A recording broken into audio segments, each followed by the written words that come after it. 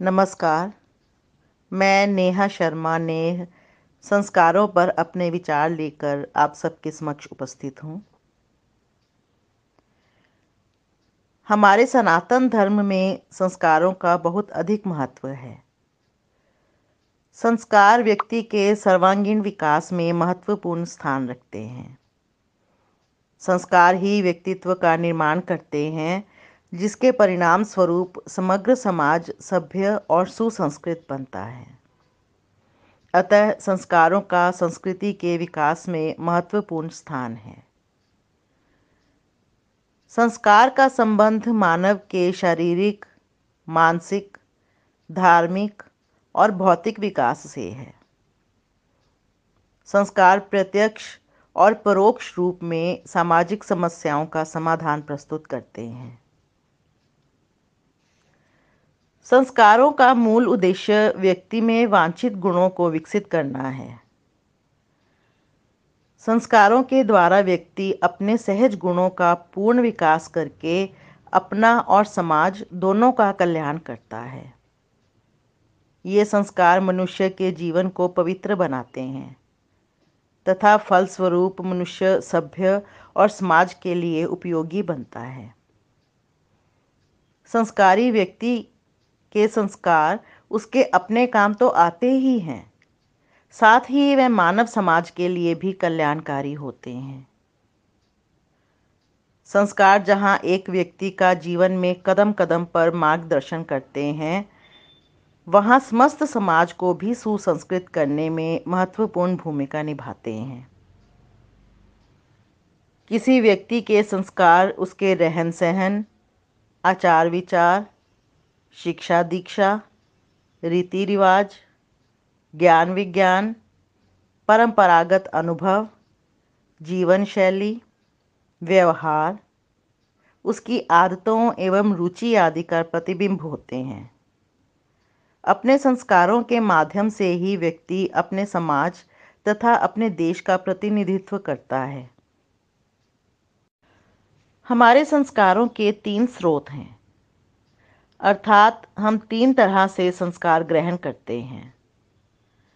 पहले स्थान पर हमारे पूर्व जन्म के संस्कार आते हैं। दूसरे स्थान पर वे संस्कार होते हैं जो हम समाज से ग्रहण करते हैं। और तीसरे संस्कार वे हैं जो हमें विरासत में मिलते हैं, अर्थात जो हम अपने परिवार, माता पिता, बड़े बुजुर्गों, अपने पूर्वजों से ग्रहण करते हैं, जो हमारे खून में होते हैं। संस्कार का शाब्दिक अर्थ है अच्छे कार्य। संस्कार सम अर्थात सम्यक अर्थात अच्छे,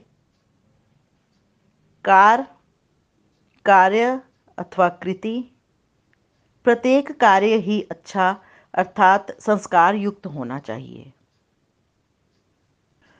उदाहरण स्वरूप जब हम कुछ खाते हैं तो हम उसका रैपर या छिलका कूड़ा कचरा आदि कूड़ेदान में फेंक देते हैं। ये कृत्य है, कर्म है, कर्तव्य है। कूड़ा कचरा आदि कूड़ेदान में फेंकना ये प्रकृति है। खाकर छिलका या कूड़ा सड़क पर फेंक देना ये एक बुरी आदत है, एक विकृति है। अन्य व्यक्ति द्वारा रास्ते पर फेंका हुआ कूड़ा कूड़ेदान में फेंकना ये संस्कृति है। हमें भूख लगती है तो हम कुछ ना कुछ खाते हैं, यह प्रकृति है। किसी और के हिस्से का भोजन स्वयं खा जाना ये विकृति है तथा सबके खाने के बाद खाना ये संस्कृति है। मानव एक ऐसा प्राणी है जो सब कुछ देख विचार कर मनन करके कार्य करता है और इसके लिए संस्कारों की आवश्यकता होती है। हमारे शास्त्रों के अनुसार व्यक्ति को प्रत्येक कार्य सोच समझकर अपने संस्कारों की मर्यादा का पालन करते हुए करना चाहिए। तात्पर्य ये कि व्यक्ति की प्रत्येक कृति ही संस्कार युक्त होनी चाहिए। बच्चे के पैदा होने के बाद से ही उसे संस्कार देने की प्रक्रिया शुरू हो जाती है। जैसे जैसे वह बड़ा होता है उसे अच्छे से अच्छे संस्कार और आदतें देने की कोशिश की जाती है।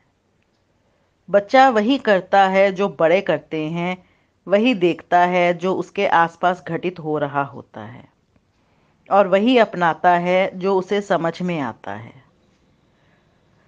अब वह सही बात अपना रहा है या गलत, ये देखना बड़ों का कर्तव्य होता है। इसके लिए बड़ों को भी सही गलत का ज्ञान होना आवश्यक है, और ये तभी हो सकता है जब बड़े भी संस्कार युक्त हों। यदि घर के बड़े ही संस्कार रहित हैं और अच्छे बुरे की पहचान नहीं रखते, सही गलत में भेद नहीं कर पाते, तो बच्चे भी वही आदतें अपनाते हैं। बच्चों में भी वही आदत पनपती है।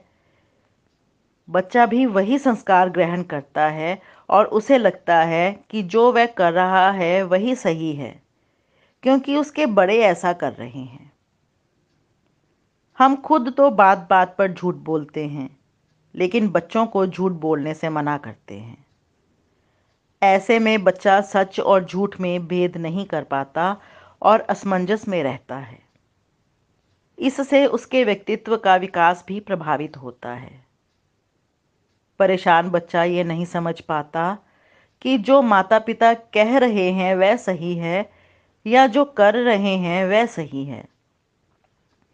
ऐसे में उसे बताई गई संस्कार की परिभाषा ही बदल जाती है।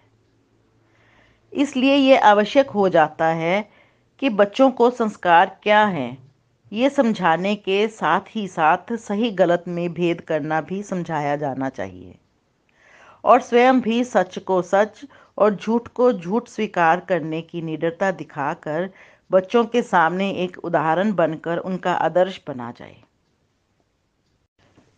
जब संस्कारों की बात आती है तो हिंदू धर्म के षोडश संस्कारों का जिक्र करना आवश्यक हो जाता है। हिंदू धर्म में 16 संस्कारों का उल्लेख मिलता है, जो मानव के उसके गर्भ में जाने से लेकर मृत्यु के बाद तक किए जाते हैं। इनमें से विवाह, यज्ञोपवीत इत्यादि संस्कार बड़े धूमधाम से मनाए जाते हैं। ये 16 संस्कार इस प्रकार हैं: गर्भाधान, पुंसवन, सीमंतोन्नयन, जातकर्म, नामकरण, निष्क्रमण, अन्नप्राशन, चूड़ाकर्म या मुंडन संस्कार, विद्यारंभ, कर्णवेद, यज्ञोपवीत, वेदारंभ, केशांत, समावर्तन, विवाह और अंत्येष्टि। अंत में इतना कहना ही पर्याप्त है कि किसी भी स्वस्थ समाज की सभ्यता को जीवित रखने के लिए संस्कारों का पालन आवश्यक है। धन्यवाद।